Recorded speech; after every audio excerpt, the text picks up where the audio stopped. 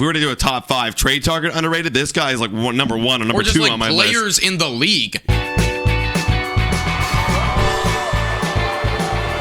Hello, everybody, and welcome to Blue Jays Today, where we always have something to say about the Toronto Blue Jays. I am your host, Adam Peddle. And I'm your host, Nicholas Blaylock. And today, guys, we're going to be looking at the top 5 Toronto Blue Jays trade targets for this offseason and also potentially heading into next year. Before we do that, please make sure to like, subscribe, comment down below who your number 1 trade target is and what you thought about the list that we made. Also, if you want to win any MLB jersey, then hop into Fan Duel using the link in the description. Play any game, make a deposit. You'll be entered to win any MLB jersey.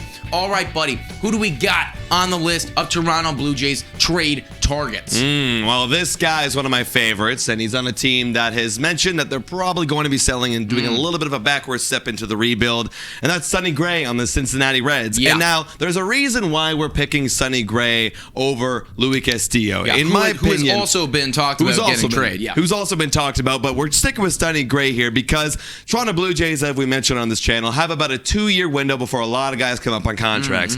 Sonny Gray is near the end of his, his second big contract. Yep. So we're gonna have him for 22 at 10 million and 23 for 12 million, and he's a club option, and he's getting a little bit older, and he's probably not going to cost as much. So we've already spent a lot on Jose Berrios, so I'd rather spend a little bit more if we are going to make a trade. Get that extra middle of the rotation arm like Sonny Gray. He'd be perfect for that window. Yeah, exactly, and that's kind of what he is, guys. He's a middle of the rotation arm. Now, I will say he has been having a little bit of a regression over the past few seasons. I'm not too concerned, though. In 2019, he was like an absolute stud, like getting Cy Young votes. I feel like he will be back with it. He's 32 years old, whereas like Luis Castillo is 28. So like that's kind of the Berrios role right there. Yeah. Sonny Gray is more like the Robbie Ray Band-Aid solution. You know, like that's what we can do. And when you look at Baseball Trade Simulator, it's about half the value. So I'd much rather have a guy who can slot in, be your number 3. I can be confident about that. And we also have him for like 2 more years. So hey, and yeah, even if he does suck, you can buy him out for 23 and he's gone. And you don't need to worry. He's gone. Baby. Another pitcher on this list. This guy I'm like even more excited about than Sonny Gray. Talking about Pablo Lopez. And there's been some serious rumors about this. We are on the phone. We were talking to them. Alejandro Kirk's name has been thrown around in these trade conversations because he's a stud. But Pablo Lopez is a stud in his own right. He broke out last year, guys. He's 25 now, will be 26 coming into next year. He's got 3 years left on his deal, and he had a 3.07 ERA over 100 innings last season. This is a dude who is super cheap and will be a stud in your freaking rotation. Yeah, and I like this guy because you can kind of wind the clock back a little bit. If we don't get someone like Robbie Ray, you can wind back the clock, right? 22, 23, 24. Those are the years that we're going to have him for approximately a $2.5 million for 22, and then 2 arbitrations, and I absolutely love it. This guy's perfect, and Miami's willing to make some bad trades in the past, and they've made some bad trades with us. I would love to get in on that. Let's guys. soak it in, everybody. Yeah, whenever you're playing fantasy, always target the bad trader. I'm telling you, it is a sustainable strategy. Oh, it's great.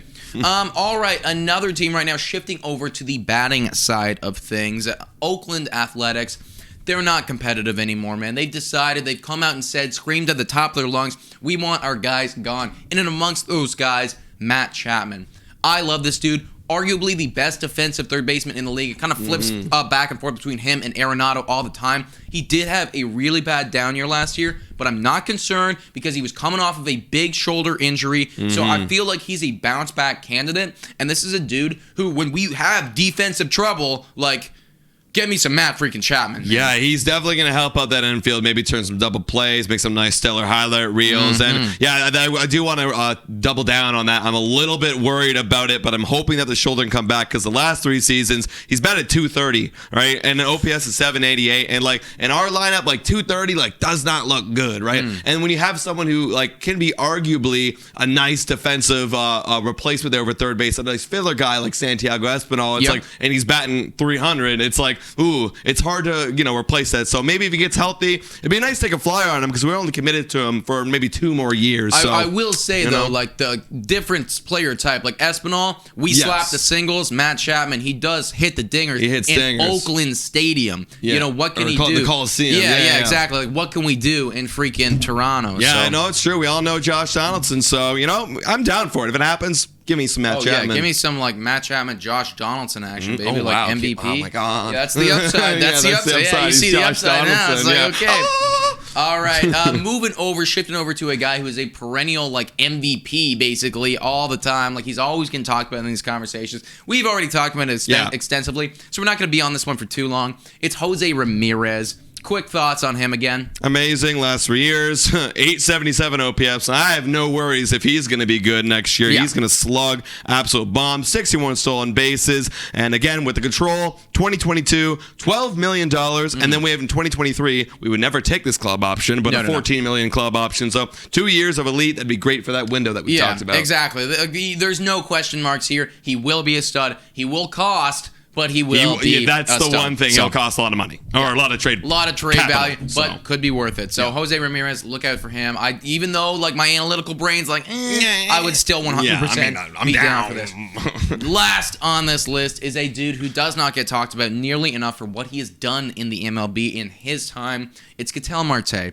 He's 28 years old. Over the last 3 years, let me read off the slash line: 318 batting average, 374 on base, 543 slugging, good for a 917 OPS. Why am I not hearing enough about Ketel Marte? No, we just made a video about top 5 free agents that are underrated. Like, if we were to do a top 5 trade target underrated, this guy is like number 1 or number 2 on my list. Or just players in the league. Yeah, no, players in the league for sure. Because, that 917 OPS over 3 seasons is incredible. And he also could play second. He could play shortstop. And he could play center field. He's that up-the-middle diamond kind of player that's going to be a stud. Yes. And what's the most beautiful is his contract. 2022, $8 million. 2023, $10 million, and then 2024, $12 million. Even have 2 club options for both those last half years.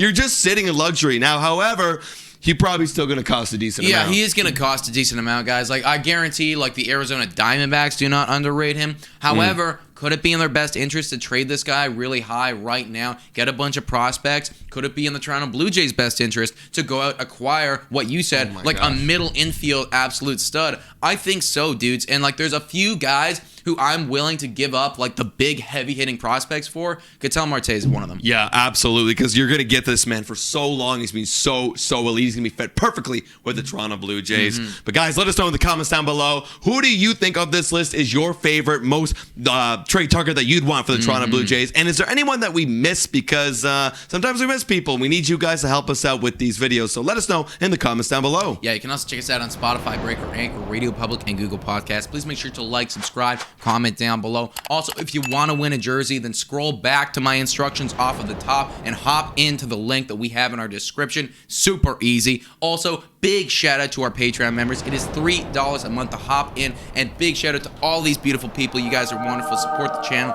It is so amazing to see. Guys, thank you so much for watching. And go Jays, go!